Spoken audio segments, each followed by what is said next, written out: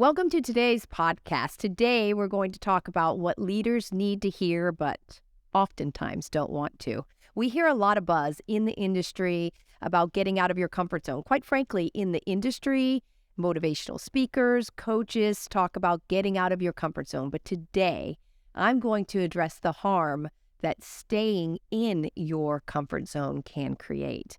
Consider this a trendy conversation from a different vantage point. Today, here I am, Susan West, with People and Profit on the Reframe. So we should do what we do well, right? That's what people say, do what we do well. But how about this? Maybe doing what we do well is staying in our comfort zone. The risk of doing what we do well and not developing the people under us or the people around us that could do better, that is the risk of staying in your comfort zone, one of the risks of staying in your comfort zone. I'd suggest we need to let go. I suggest we need to teach others how to do what we do well. And I'll talk a little later today about, listen, sometimes we're killing it, right? We're the best in the room. But again, there's risks when you're in the best in the room and you appear like you're out of your comfort zone. But sometimes being the best and killing it, we are right smack in the middle of our comfort zone.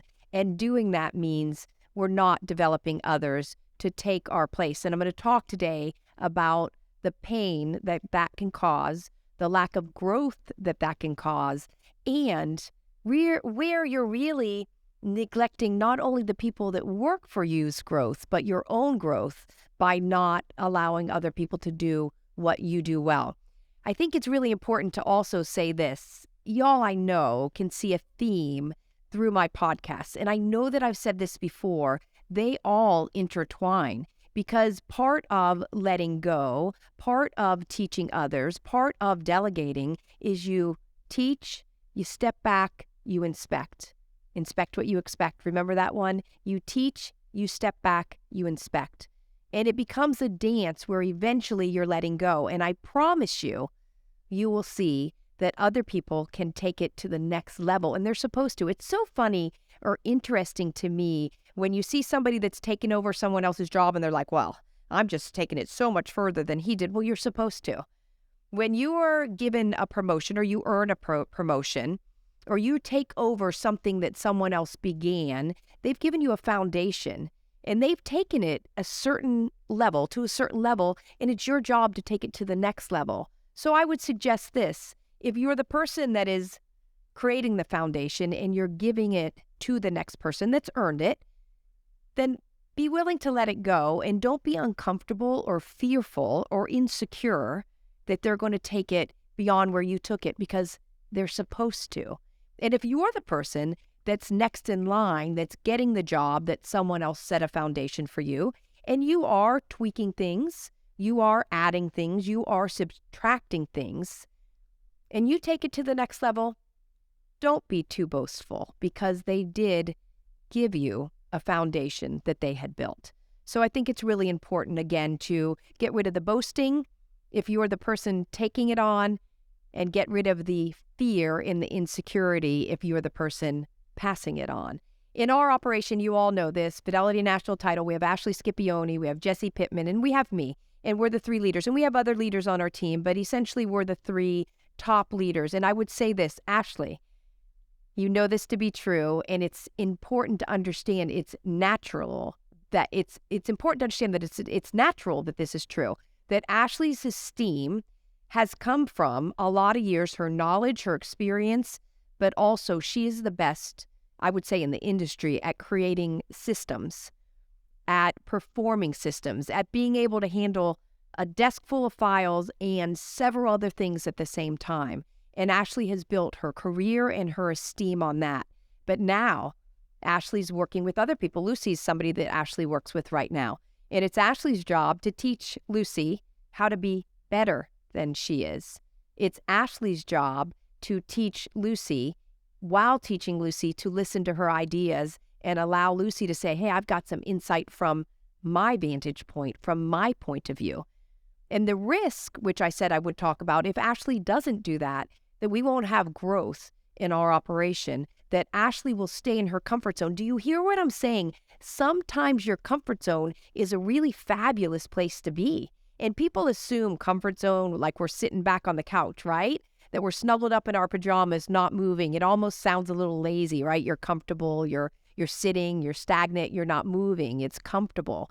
But I'm suggesting comfort zone can be exhilarating, can be fabulous because you're doing what you love and what you do best. But your esteem is in its comfort zone. So that's really what I'm introducing in this part of my podcast is your esteem in its comfort zone. And for Ashley, now her esteem needs to be built from growing a district through others and letting somebody else take the seat, take the reins of being the expert so that Ashley can move on and do what's next for her. Same with Jessie, Director of Sales and Marketing. What is she doing? She cannot. By the way, back up. Jessie still holds the record for #1 in creating the most business, breaking records, creating the most revenue for the company the fastest. Even with the reps we have now that are doing fabulously, she still holds that record. But if Jessie keeps making sales calls, if Jessie keeps measuring herself and her esteem on that measurement, where's the growth? So she needs to transition clients, which she has, to her reps. She needs to teach her reps. She needs to let her reps go and trip and fall, let her reps go and succeed, right? A lot of things that she needs to do so that she can go into other rooms, bigger rooms to create bigger opportunities for our company. But Jessie can't do that unless she was willing, which she was and she is, as Ashley is, to let go of where her esteem was measured in the past. And for me, I have to give up things too, Jessie and Ashley. And I have to step back and allow them to move things forward. And I have to not be in the room sometimes. I have to not be on the stage sometimes. And all of that allows me further growth for where I'm at in my career and my life, and allows them further growth for where they're at in their life and their careers. With that being said, I will also say when you are aware of getting your esteem out of its comfort zone, so there can be growth. We talked about inspect what you expect, but I would say communication, heightened communication is critical. So we communicate often.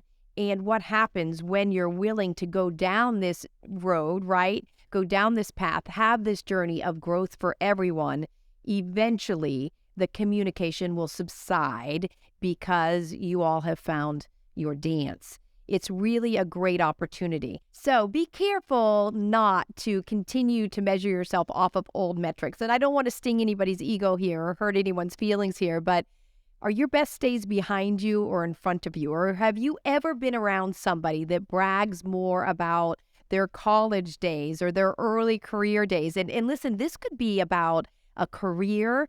It could be about an athletic something, a college sport.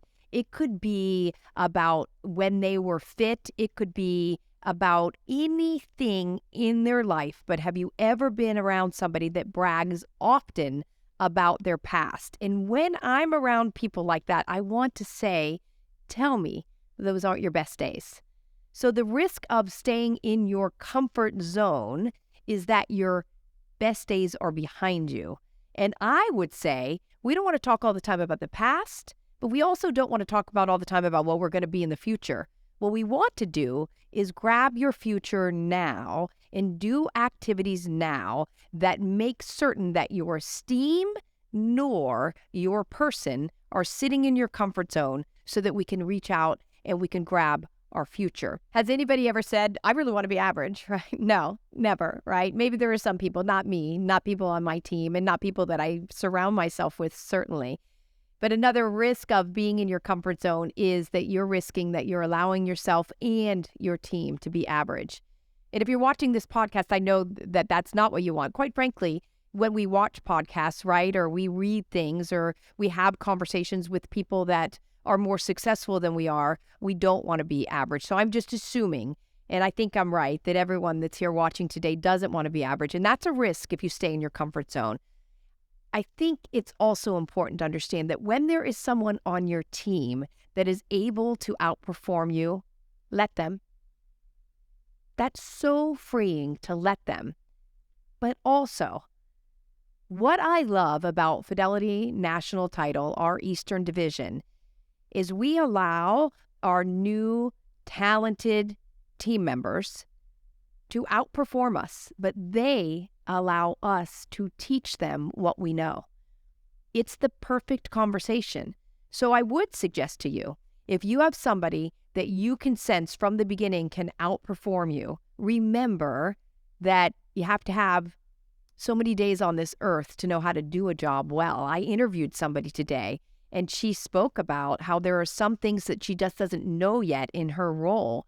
And I said, well, you can't know those things because you haven't been in your role long enough. Now, her talent could be far beyond mine. But when you are getting out of your comfort zone, when you are in this category of the conversation, recognizing that somebody on your team can outperform you, you're going to let go. You're going to allow them, but you're also going to know when to pull the reins in and know when to communicate. You got to stop here to make sure you've got the foundation right. Now, what's your idea? Now, how do you want to do it? Now, run. But we're going to walk, we're going to jog, we're going to run, and we're going to have stopping points. Let's just call them water breaks so that we can have conversation. Remember, I talked about that. So we can have conversation. So don't just let somebody loose, but do allow yourself to free up average, excel to beyond average by getting out of your comfort zone. And I want to be clear. I talked about the job, the role being your comfort zone, but we're also in our comfort zone when everybody believes we can do the job better than anyone else. But when you can see, sometimes it's out of the corner of your eye, but sometimes it's dead on, that you can see someone's more talented than you, I would suggest that comfort zone comes from fear. And your fear will be revealed at some point. And it will be way more embarrassing and way more of a pain to your self-esteem to be exposed that you're holding somebody back because of fear than it is just to let go, free yourself, allow them to take the next step, but also allow them to realize your worth and your knowledge and partner in them. Listen to this, partner in them advancing beyond you. And when your team advances as a leader, you do too. But I think it's really also important to say this. What if you're better than your team at something? What if you're a better public speaker? What if you're better on the camera? What if you're better in the closing room from what we do in title? What if you're faster on the computer, a better typer? Better typist, I should say, right? What if you're better? Then should we keep doing the job? No. We should allow people to improve and get in front of the camera, get behind the camera, get in front of the computer and type, get in front of the programming. Whatever the role is, allow them to fail with a safeguard system in place, right? So that your company doesn't fail, but allow them to fall, help them back up. Remember, I said we'll walk, we'll jog, we'll run. Well, sometimes we're just going to sit up straight. Sometimes we're going to crawl. But we're going to help people, even when we are the star of the show, help people share our stardom, share our success, share our limelight. And don't allow your comfort zone with being excellent, with being the life of the party, with being the star of the show, because I want you to know, again, comfort zone can be exhilarating. Don't let your comfort zone blind you from seeing, even though you are truly the best at something in your world, pour into someone else to make them the best. So recognize when someone's better, stay in your lane, let them stay in their lane, give them your lane, but also recognize when you're the best for the job, it's your job to teach others and to be patient and allow their talent to excel beyond yours. And listen here, I want to say this too. Sometimes people feel stuck. They feel overwhelmed. Have you ever heard the word martyr? People have more on their plate than they can say grace over. And a lot of times, people's esteem is built off of A person's esteem is built off of, I'm so overwhelmed, I have so much work, I have to come into the office this early and stay this late. Is that you're overwhelmed? Or is that you've created a comfort zone because you've built your esteem off of being the only person that can do the job? So there is a risk in not getting out of your comfort zone, that you don't grow. And I think what you're doing, what we're doing, is we're weighing the risk, thinking that the risk is, and some of us don't even think this consciously, but the real risk is, who are we if we're not doing these things when you're successful? And who we are is we're leaders, and we're teaching others to do what we do better than what we do. And even if you're an entry-level person in a role, if you want to get to the next level, you have to teach somebody to do your entry-level job. Don't be afraid to teach them to do it better than you did. I also want to talk to you all about leaders and comfort zone. Comfort zone is avoiding to hear when people have criticisms of us. Comfort zones are not attacking the criticism head on by listening and by asking people that work for you, people that work with you, people that are your peers, your subordinates, and your management team. What do you see in me? What do you think I can do better? And I would always suggest that we know when people are critical of us, and we should be asking before they tell us. We should be asking, and then guess what? We should be listening. We should be really quiet when they tell us.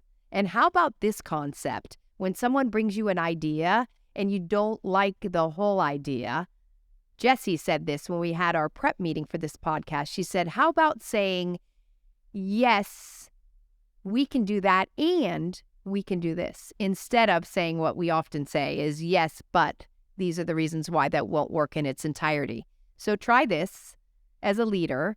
Ask opinions, not only about the system, not only about the procedure, not only about the business, but ask opinions about you. Ask opinions about what they think we should change, what you should change, both, as a person in your role, but as a company, as a leader. And if you don't like their whole idea, say, yes, we can do this and we can do this, instead of yes, but. Try that. But I would suggest, I just said the word but, and I would suggest that what I believe 100% and what I trust that our culture is becoming more and more of every day is people and profit. And I have learned that my comfort zone in my physical being, in my role, in my company, in my esteem, does not speak to people and profit. So if you want to take care of your people and your profit, also define yourself as one of your people that you need to take care of.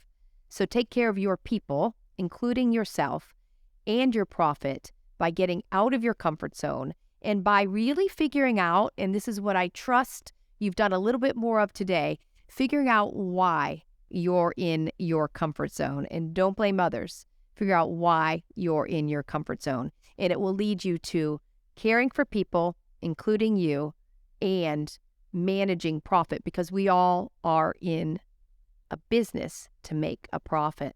Thank you again for watching and listening to People and Profit with me, Susan West. Remember to like, share, and leave a comment for us. Your feedback is very important. Also, be sure to check us out on Instagram at the Reframe_F&T, Facebook at the Reframe F&T, and LinkedIn at the Reframe F&T. I'll see you next time.